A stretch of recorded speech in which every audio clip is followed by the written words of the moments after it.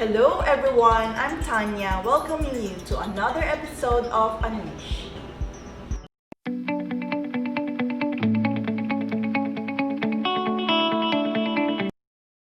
Quick reminders lang bago ang lahat, hit the subscribe button and bell. Hi everyone, I'm Tanya, a public health nurse here in the Philippines. We have yet another episode of Unleash Speaks as more healthcare workers from around the globe speak out regarding this COVID-19. Let us listen to what they have to say regarding this pandemic. Hello po, Jubel here, working as a healthcare assistant sa isang community hospital dito sa Singapore. Sasabi ko na frontliners or healthcare workers dito sa Singapore are quite lucky kasi the government are very supportive sa healthcare and top priority po talaga nilang healthcare dito. Regarding po sa COVID-19, as the COVID-19 cases increases in the country, nagkaroon po ng partial lockdown or tinawag nilang circuit breaker that lasted for 2 months. After po ng lockdown, inunti-unti po nilang inopen. Tinawag po nilang safe reopening for phase 1, safe transition, phase 2, safe nation for phase 3. Sa ngayon, nasa phase 3 na tayo. And they said it will last until an effective treatment or vaccine is found to stop the spread of COVID-19. Vaccination-wise, COVID-19 vaccination exercise for healthcare workers already started. Last December 30, they aim to start vaccinating the elderly ages 70 years old and above by next month, February, and the rest of the Singaporeans and the pass holders within this year. Ako po, I am scheduled for vaccination this coming Thursday and hindi naman po excited but I am positive and optimistic about it. Malaki po ang may tutulong ng vaccine na it will not only protect me but also my loved ones and the patients na inaalagaan namin. Lastly, gusto na po namin umuwi kaso nga case muna kami ngayon kasi nga marami pa rin ang cases. Hindi lang dito sa ibang bansa, lalo na sa Pinas. Kaya masasabi ko lang sa mga kababayan natin na sana, huwag na po sana tayo magpasaway. Follow the safety protocols na pinapatupad ng government, ng mga frontliners natin. Always observe social distancing, always wear your mask when going outside. Avoid going to crowded places. Huwag sana tayong atat lumabas, mamasyal. Lalo na ngayon, dumadami nga ang cases. Ulit, magkaroon pa ng second wave na tinatawag nila, which is sana hindi na. Regarding also ulit sa vaccination, sana let's just be positive about it. Huwag na po tayo makinig, pagpaniwala sa mga negative feedbacks na naririnig natin, nakikita, nababasa natin sa mga social media or sa kung saan-saan man. Magtiwala lang po tayo. Matatapos din po ito. Basta magtulungan lang po tayong lahat. Keep safe everyone. God bless us all. Thank you po. Hi everyone, this is Krishna. I'm a nurse here in Washington State. I get to take care of patients with COVID-19 infection. 10 months ago, we discovered a virus that we now call the COVID-19. It's been infecting millions and millions of victims up to date. Until now, we are still trying to assemble the puzzle piece by piece from signs and symptoms to diagnostics, treatment, and preventive such as vaccines. As of today, the statistics of COVID-19 infection in the United States had gone up to 22 million cases. Mortality-wise, the number of people who passed or who died from the infection had gone up to 369 or 367,000. Imagine that number of lives that we lost from the COVID-19 infection. That is so alarming. The hospitals are becoming overwhelmed. The healthcare workers are becoming exhausted, getting short-staffed in the hospitals. And then again, this new strain evolves from the old variant. It's really scary because according to the scientists and researchers, this strain is not only more contagious, it's more severe than the old variant. So because of that nature, they call it the beast mode COVID. So according to them, it's a most appropriate title for the variant that could render public health recommendations substantially futile during the winter months. So isn't that scary, especially in countries that has longer cold seasons? The good news is the vaccine is here. We are being distributed, started administering to healthcare workers. We are hoping that more companies are gonna manufacture more vaccines that are more affordable so that it will be accessible to everybody and that everybody gets protected by this vaccine.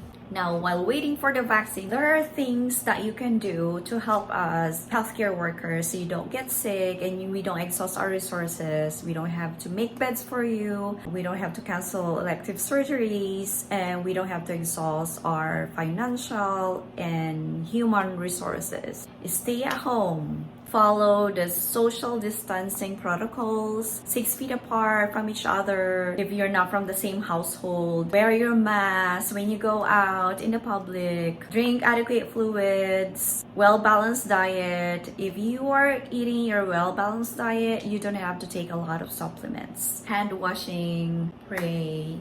Let's all have faith that this is all gonna go away. We can do this, guys. Let's help each other hand in hand. We will fight this infection. I am actually proud of you guys. I'm proud of our local government units. They've been really strict and they've really been enforcing and implementing strict protocols that were very helpful, because if not, treatment of COVID-19 infection is very expensive and costly.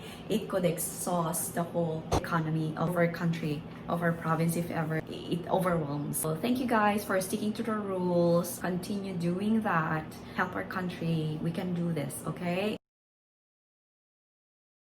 Hi everyone, I'm Shert Valoria and I'm working as a nurse in an urgent care and family practice in Toronto, Canada. So we are now on the third day of this tight lockdown. Our government right now released its legal parameters around the new stay-at-home order for 28 days. Of course, I'm very confident that this recent stay-at-home order will actually flatten the curve. I know some of you must be so tired of this new normal. You must miss your friends, your classmates, your relatives, your loved ones, miss going out with your friends, diba?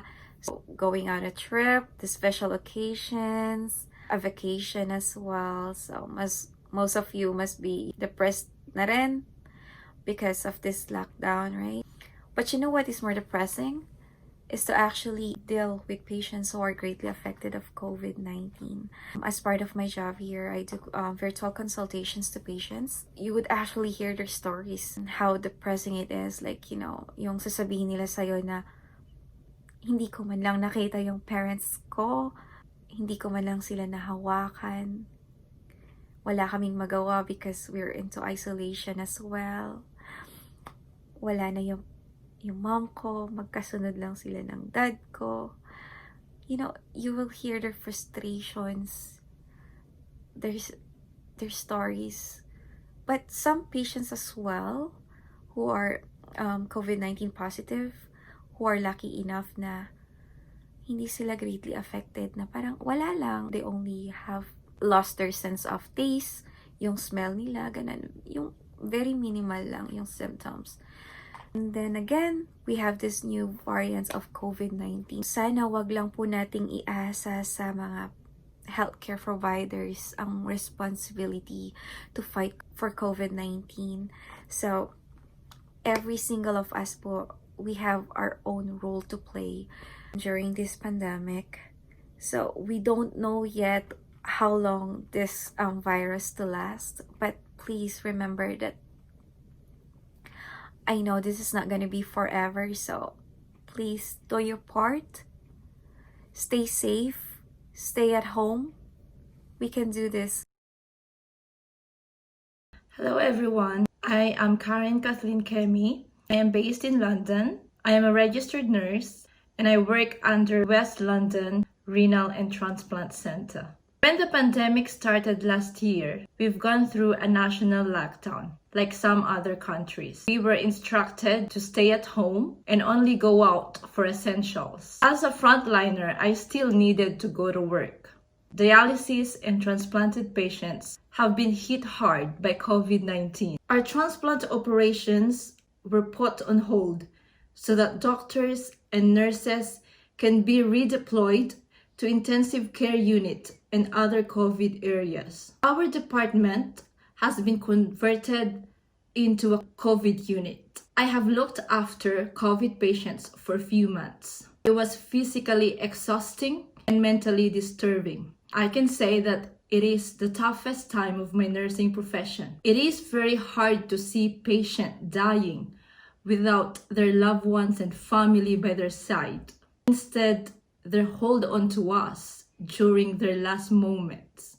Hospital admissions are continuously rising. You don't even know who to attend to first. Staff are getting sick. There are so many healthcare professionals who lost their lives. And this is so frightening, not just for me, but for my family. At the end of my shift, I would go home. I would go straight to the shower, eat up, and sometimes lock myself in the room because I am so afraid that I might carry the virus and pass on to my family. It is really depressing that I won't be able to hug them.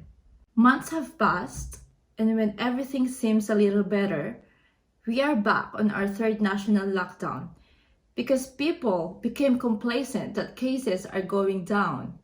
In fact, scientists have found out that there's a new variant that is more transmissible and contagious. This is so alarming and scary. Despite all of this, the development of the vaccine is giving us a hope that the number of cases and deaths will significantly reduce and ultimately will end this pandemic soon. But we still have to do our part. Help us stop the spread of infection. Follow the guidelines being set by the government. Wash your hands, wear face shield or face mask, keep your distance, avoid the 3 C's, spaces that are closed, crowded, and those that involve close contact. Let us remember, what we do, there is a knock-on effect. You may not see it, but we do. People are dying from this virus, and this is a serious matter. Everyone must act responsibly. Together, we can all fight this. Let us all be selfless in these trying times. Let us look forward to the day that we will see each other again. God bless po sa inyong lahat and keep safe. COVID-19 has been pestering our world for over a year now, and new variants have been recently discovered. It is everyone's nightmare that the new strains might cause second or third waves. Our healthcare workers are once again pleading and begging everyone to please follow the health protocols. We keep reminding you this over and over again because we care for your safety. We care for everyone's safety. We are already physically, mentally, and emotionally drained. But still, we keep reminding you our advocacies for the health protocols, especially now that new variants of COVID-19 are being discovered. Most of you may say, "Yan na naman! Paulit-ulit! Narinig ko na yan noon! Alam ko na yan! Nakakapundi! Nakakasawa! Nasasaktan kami kapag sinasabi niyo ang mga yan kasi hindi naman namin kayo kukulitin kung hindi naman ito para sa kabutihan mo, kabutihan nyo, at para sa lahat ng tao sa mundo. Kaya namin paulit-ulit na nire-remind ang mga health protocols na ito dahil ayaw namin na magkasakit kayo at ang mga mahal ninyo sa buhay.